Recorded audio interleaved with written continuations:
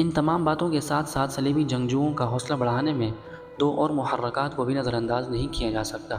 پہلا محرک مسلمانوں کا بڑھتا ہوا سیاسی انتشار تھا، جس کی ابتدا تیسری صدی عیسوی میں عباسی خلافت کی کمزوری سے اور انتہائی شمالی افریقہ کی عبیدی حکومت کے عروج اور ایشیا کے خود مختار سلاطین کی بالادستی پر ہوئی تھی۔ چوتھی صدی ہجری میں عباسی خلافت عملاً بے اختیار ہو چکی تھی اور عالم اسلام درجنوں منتشر حکومتوں کا مجموعہ بن گیا تھا۔ پانچویں صدی ہجری میں جب صلیبی جنگیں چھڑیں تو عالم اسلام تین بڑے سیاسی جزیروں میں بٹا ہوا نظر آتا تھا۔ ایک حصہ وہ تھا جہاں بغداد کے عباسی خلیفہ کا خطبہ پڑھا جاتا تھا، اس میں حجاز، ایشیائے کوچک، عراق، ایران، خراسان اور ہندوستان کی درجنوں خود مختار ریاستیں شامل تھیں، جن میں سلجوکیوں کو سب سے طاقتور مانا جاتا تھا۔ دوسرا حصہ شمالی افریقہ اور مصر کا تھا، جہاں شیعوں کے ایک خاندان بنو عبید نے الگ خلافت قائم کی ہوئی تھی۔ یہ خاندان سلجوکی سلاطین اور عباسی خلفاء کا سخت مخالف تھا۔ تیسرا حصہ مراکش اور اسپین پر مشتمل تھا، جہاں مرابطین کی حکومت تھی۔ یہاں عباسی خلفاء کا خطبہ تو پڑھا جاتا تھا، مگر عملاً اس علاقے کا باقی عالم اسلام سے کوئی تعلق نہیں تھا۔ مجموعی طور پر عالم اسلام کے ان تینوں بڑے حصوں میں کوئی ربط و ضبط نہیں تھا، بلکہ بعض اوقات سیاسی معاملات میں وہ ایک دوسرے کے حریف نظر آتے تھے۔ مسلمانوں کا یہ انتشار یورپی طاقتوں کی صلیبی جنگوں میں پرامیدی اور دلچسپی کا بڑا اہم سبب تھا۔ ان جنگوں کا دوسرا بڑا محرک مصر کے حکمران شہزادے بنو عبید کا احمقانہ رویہ تھا۔ وہ عباسی خلافت اور سلجوکی سلاطین کے دشمن تھے۔ انہیں خطرہ تھا کہ کہیں سلجوکی ان سے مصر نہ چھین لیں۔ ملک شاہ کے دور میں جب سلجوکی عملداری شام کی سرحدوں تک پھیل گئی تو بنو عبید کے خدشات مزید بڑھ گئے۔ آخرکار عبیدی حکمران مستنصر باللہ نے 462 ہجری 1070 عیسوی میں صلیبیوں کو شام پر حملے کی دعوت دے ڈالی تاکہ اس کے مخالف سلجوکی کمزور پڑ جائیں۔ مستنصر کو یہ بھی امید تھی کہ صلیبی شام پر قابض ہو کر اس کے اور سلجوکیوں کے درمیان حائل ہو جائیں گے اور مصر سلجوکیوں کی یلغار کے خطرات سے محفوظ ہو جائے گا، جو ملک شاہ کے بھائی تاج الدولہ تتش کی قیادت میں شام میں بڑھتے چلے جا رہے تھے۔ ملک شاہ نے اسے شام کی مہمات سپرد کر کے وعدہ کیا تھا کہ وہ جتنا بھی علاقہ فتح کرے گا وہ اسی کا شمار ہوگا۔ چنانچہ تتش نے 431 ہجری 1078 عیسوی میں حلب میں اور دمشق سمیت شام کے بیشتر علاقے پر قبضہ کر لیا تھا۔ اگرچہ مصری وزیراعظم بدر جمالی نے فوج کشی کر کے سلجوکیوں کو شام سے نکالنے کی کوشش کی مگر اسے کوئی کامیابی نہ ہوئی۔ 485 ہجری 1092 میں تتش نے حمص بھی فتح کر لیا۔ القدس بھی اسی کے پاس تھا اور اس کی جانب سے امیر ارتق یہاں کا حاکم تھا۔ یہ وہ وقت تھا کہ پیٹر راہب القدس کی زیارت کر کے واپس جا چکا تھا۔ ادھر قضاء و قدر نے مسلمانوں کو ایک ابتلاء عظیم میں ڈالنا طے کر دیا تھا۔ رمضان 485 ہجری اکتوبر 1092 عیسوی میں سلجوکیوں کے عظیم بادشاہ ملک شاہ کا انتقال ہو گیا، جس کے بعد فوراً اس کے بیٹوں برقیاروق، محمود اور محمد میں اقتدار کی جنگ چھڑ گئی۔ اس سے یورپی فرنگیوں اور مصر کے بنو عبید دونوں کو اپنی اپنی جگہ فلسطین پر قبضے کی امنگ پیدا ہو گئی۔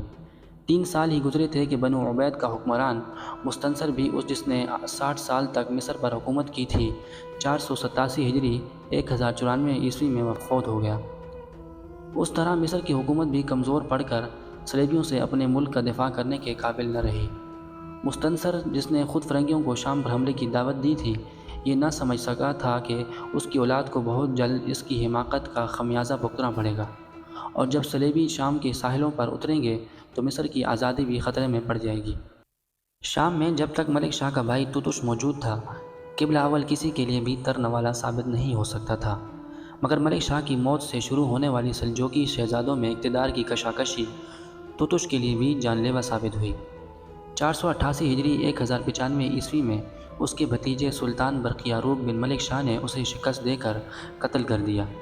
زیادہ افسوس کی بات یہ ہوئی کہ سلطان برقیاروق خود بھی شام اور فلسطین پر تسلط حاصل نہ کر سکا اور یوں یہ خطہ اقتدار کے حریص امراء کا اکھاڑ بن گیا۔ تتش کے ایک بیٹے رضوان نے حلب پر قبضہ کر لیا، دوسرے بیٹے دقاق نے دمشق کو اپنی مملکت بنا لیا۔ انطاکیہ پر ملک شاہ کے پوتے باغستان نے خود مختار حکومت قائم کر لی۔ بیت المقدس تتش کے نائب ارتق کے 2 بیٹوں سقمان اور الغازی کی تحویل میں رہ گیا۔ اس طرح شام اور فلسطین چھوٹی چھوٹی خود مختار اور کمزور ریاستوں میں بٹ گئے تھے اور یہ تمام ریاستیں ایک دوسرے سے دست و گریبان تھیں۔ انہیں صلیبی خطرے کا کوئی احساس نہ تھا جو عنقریب امڑنے کو تھا۔ اس دوران کے شام اور فلسطین میں ملک شاہ کے وارث ایک دوسرے سے نبرد آزما تھے۔ یورپ میں پہلی صلیبی جنگ کا باقاعدہ فیصلہ کیا جا رہا تھا۔ ذوالقعدہ 488 ہجری نومبر 1095 عیسوی میں فرانس کے شہر کلرماؤنٹ میں ایک عظیم مذہبی کانفرنس منعقد ہوئی جس کی دعوت پوپ اربن ثانی نے دی تھی۔ اس میں شرکت کرنے والے امراء، پادریوں اور عام لوگوں کا ہجوم اتنا تھا کہ شہر میں تل دھرنے کی جگہ نہیں رہی تھی۔ یورپی حکام اور پادریوں کے ذہنوں میں اس جنگ کے بڑے مقاصد تھے۔ وہ القدس کی بازیابی کے علاوہ اسپین سمیت دیگر مسلم ممالک پر بھی قبضہ کر کے مسلمانوں سے گزشتہ صدیوں کی شکستوں کا انتقام لینا چاہتے تھے۔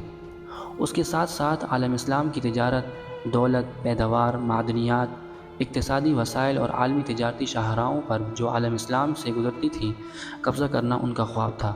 مگر یورپی بادشاہ اور پادری ان مقاصد کو چھپاتے رہے۔ اجلاس کی آخری نشست میں پیٹر دی ہرمٹ نے بڑی اشتعال انگیز تقریر کر کے حاضرین کو مشتعل بنا دیا۔ پھر پوپ اربن ثانی نے خطاب کر کے امرائے یورپ کو القدس کی بازیابی پر ابھارا۔ حاضرین یروشلم کی بازیابی کے لیے اس قدر پرجوش ہوئے کہ سب کے منہ سے نکلا کہ یہ خدا کی مرضی ہے۔ پوپ نے کہا کہ ہاں، بے شک خدا کی یہی مرضی ہے، اسی نے تم کو یہ الفاظ سکھائے ہیں، تم ان کو اپنا جنگی نعرہ بنا لو۔ پھر اس نے صلیب دکھاتے ہوئے اعلان کیا، یسوع خود اپنی قبر سے یہ صلیب تم کو پیش کرنے نکلا ہے۔ یہی نشان بنی اسرائیل کے بچھڑے ہوئے بیٹوں کے لیے فوج کے درمیان بلند کیا جائے گا۔ اسی کو اپنے کاندھوں اور سینوں پر آویزاں کرو، یہی تمہارے بازوؤں اور پرچموں پر چمکے، یہی تمہاری فتح یا شہادت کا ضامن ہوگا۔ یہ تم کو یاد دلائے گا کہ مسیح تمہارے لیے مرا ہے اور تم کو اس کے لیے مرنا ہے۔ جب پوپ نے بائبل میں مذکور مسیح کے ایک فقرے کو استعمال کرتے ہوئے کہا، جو اس جنگ میں صلیب اٹھا کر ساتھ نہیں ہوگا وہ میرا پیروکار نہیں رہے گا، تو حاضرین میں کہرام مچ گیا۔ پوپ کے نائب نے لوگوں سے گناہ کی معافی کا وعدہ کیا تو سب سجدے میں گر گئے۔ اس جنگ کو کروسیڈ صلیبی جنگ کا نام دے دیا گیا۔ لوگوں نے اپنے کپڑے کو سرخ صلیب سے سجا لیا، چونکہ پوپ نے اعلان کیا تھا کہ اس جنگ میں شرکت سے آدمی گناہوں سے بالکل پاک ہو جائے گا۔ اس لیے پیدائشی گناہ کا عقیدہ رکھنے والے لاکھوں عیسائی جو اخلاقی گناہوں کے احساس تلے دبے ہوئے تھے، اپنے ضمیر کا بوجھ ہلکا کرنے اٹھ کھڑے ہوئے۔ ولیم آف ٹائر اہل یورپ کے اس جوش جذبے کا حال یوں لکھتا ہے، فقیروں اور تارک الدنیا لوگوں نے اپنے حجروں اور عبادت گاہوں کو چھوڑ دیا جن میں وہ مرنے کی قسمیں کھا چکے تھے۔ انہیں یقین تھا کہ کوئی خدائی ہاتھ ان کی رہنمائی کر رہا ہے۔ عبادت گزار اور درویش جنگلوں اور بیابانوں سے نکل کر صلیبی جنگ میں شریک ہو گئے۔ ناقابل یقین بات یہ ہے کہ چوروں اور ڈاکوؤں نے اپنے خفیہ پناہ گاہوں کو چھوڑ دیا، اپنے گناہوں کا اقرار کیا اور صلیب لے کر گناہوں کے کفارے کے لیے فلسطین جانے کا عہد کیا۔ یورپ جلا وطنی کی سرزمین معلوم ہوتا تھا جسے ہر شخص چھوڑنے پر آمادہ تھا۔ بے مقصد زندگی گزارنے والے بہت سے عیسائی شہزادے اور نواب، جن کو نئی جاگیروں کے لیے نو آبادیات کی تلاش تھی اور نئی منڈیوں کے متلاشی، یورپی تاجر بھی کروسیڈ میں بڑھ چڑھ کر شریک ہوئے۔ مسلمانوں کے خلاف جنگ ان کے لیے نئی جاگیروں کے حصول اور تجارت کا اچھا بہانہ بن سکتا تھا۔ فرانسیسی مورخ لکھتا ہے، جنت کے حصول کے علاوہ ہر شخص کو اس جنگ میں مال ملنے کا موقع بھی نظر آتا تھا۔ وہ کاشتکار بھی اس میں شریک ہو گئے جو زمینداروں کے غلام تھے اور آزادی چاہتے تھے۔ بڑے خانوادوں کے وہ افراد جو قانوناً میراث سے محروم کر دیے گئے تھے، وہ امراء جنہیں آبائی جائیداد سے کم حصہ ملا تھا، اور وہ راہب جو خانگاہی زندگی کی مشقتوں سے اکتا گئے تھے، اس لشکر میں شامل ہو گئے تھے۔